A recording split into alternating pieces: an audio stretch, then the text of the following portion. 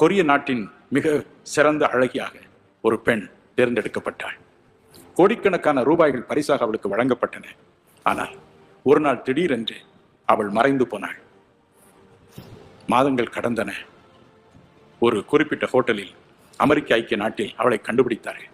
ஆனால் அவளை பார்த்தவுடன் போலீசாரும் சரி, கூட சென்றவர்களும் சரி, கண் கலங்கினார்கள். காரணம் என்ன தெரியுமா?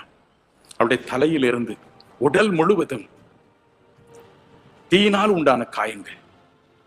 வாலிபன் ஒருவன் அவளுக்கு வந்த புகழை கண்டு பொறாமை கொண்டான். இந்த புகழை அழிப்பேன் என்றான். நய வஞ்சக வார்த்தைகளை அவளோடு பேசி அமெரிக்காவுக்கு கடத்தி கொண்டு வந்தான். ஹோட்டல் அறையில் அவளை அடைத்தான். தன் கையில் சிகரெட்டை எடுப்பான், அதை பற்ற வைப்பான். அவளுடைய கைகள் கால்களை கட்டி வாயை கட்டிவிட்டு உடல் முழுவதும் சுடுவான். சுட்டு சுட்டு சுட்டு சுட்டு அந்த காயங்களினால் அவருடைய அழகு